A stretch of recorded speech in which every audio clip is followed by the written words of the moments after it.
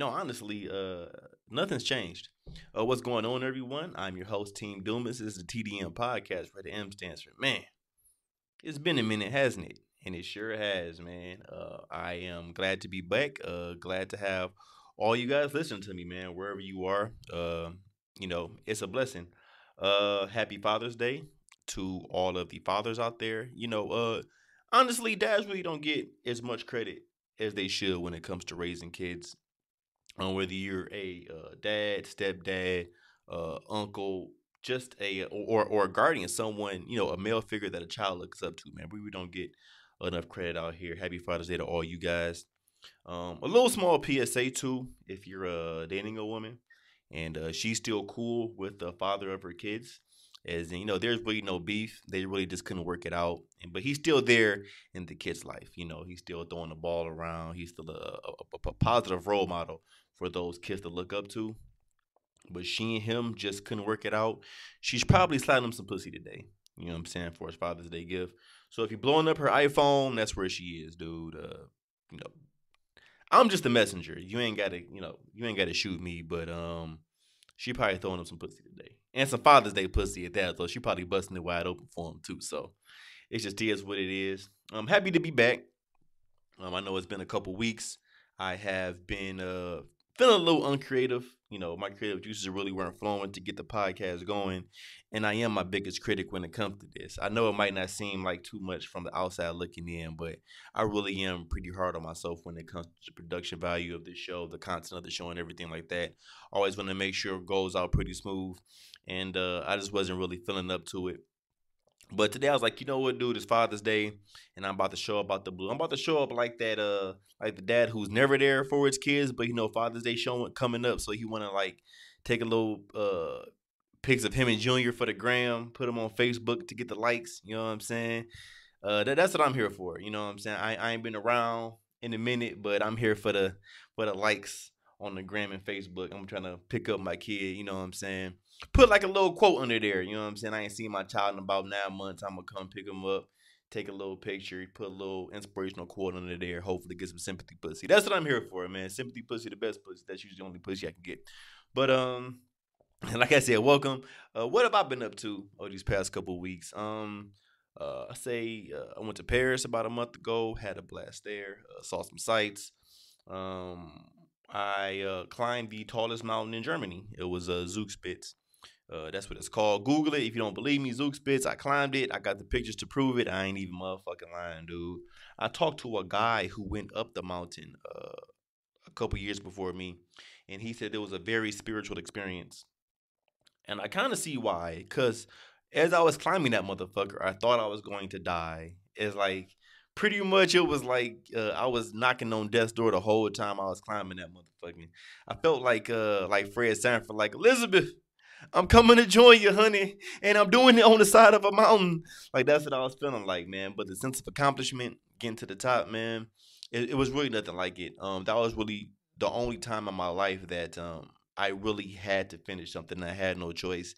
It was either death or completion, and I think that I'm going to start applying that throughout a lot of things in my life, either death or completion. Like you have no choice but to see this through. And I think that if you apply that to everyday things in your life too, you will see better outcomes. You don't always have to give up. Giving up's easy, finishing's hard. You know, and see things through to completion. And I almost died, but I didn't. And I'm glad I didn't die, so I can come through and tell my kids one day about the story how I single handedly climbed Zugspitze. I'm gonna make it sound a little bit more glorious than it was, because when I was climbing that motherfucker, I was almost dying. I was panting, out of breath, about to pass out. But I'm gonna play it up, for the youngins when I tell them around the campfire how I, what I'm saying, got up there, no breeze, didn't break a sweat, climbed that motherfucker, didn't have the right gear, yada yada yada. But that's what I end up doing. And also this past Thursday, I got a PRK surgery. It's kind of like LASIK eye surgery, just a small little difference to it to correct my vision. I'm trying to remain sexy as long as I can, man. Trying to squeeze a little bit of a sauce out me while I still got it. Currently, I'm blind as fuck. Honestly, I really can't see a motherfucking thing right now. So it's kind of a miracle. I'm able to record this show. It's going to be a short one today because, like I said, I'm blind and it is kind of difficult. But I'm going to just sit back and talk to you about why the king is still the king. Now, if you follow me any way, so form on social media, you know I'm a huge LeBron James fan. To me, he is the best player of all time. To me, all around player. No one really has the skill set or the physicality or the raw talent of a LeBron James. He went 3-5 in the finals. If you didn't know, I'm sure everyone does, but he lost the Golden State Warriors in 5 games. They It was 3-1 for a second, like it was last year, and I was hoping for the whole, Warriors blew a 3-1 lead. Didn't happen. J.R. Smith, after uh, the Cavs won Game 4, J.R. Smith, the Henny God himself, he tweeted out Cavs in 7. And I was hoping that was going to be a thing because that would be a dope ass meme, the whole Cavs in 7 meme, but it didn't happen. And somehow people think that this destroys LeBron James' legacy, how him going 3-5 in the finals pretty much puts him out of the conversation of being on a Jordan or Kobe level. And I really don't think so. I mean, Jordan went to 6, LeBron went to 8. And LeBron's only going to go to more finals. Like, this isn't LeBron's last year in the finals. He still has a stranglehold on the East. For pretty much 10 years strong, he's going to be on the team to beat in the East. And he can take anybody there. Like, if LeBron was to leave Cleveland right now, Cleveland might be like a 7th, 8th seed, might even make the playoffs. And if he went to the shitty ass Detroit Pistons, Detroit would be a playoff team. So I don't really see how people can have negative thoughts on LeBron. Like, he's just pretty much the best player in the league. Like, no one's even like close to him. I mean, look at his team right now. Like, look at the starters. He got Tristan. I'm fucking the Kardashian Thompson. He ain't even fucking the best Kardashian. He getting the worst Kardashian. You know what I'm saying? And she dragging his career down the toilet. And you got J.R. the Henny Guy Smith. J.R. the Henny Guy Smith wouldn't be starting on any team in the NBA right now. He'd be a role player on a bad team if it wasn't for LeBron James.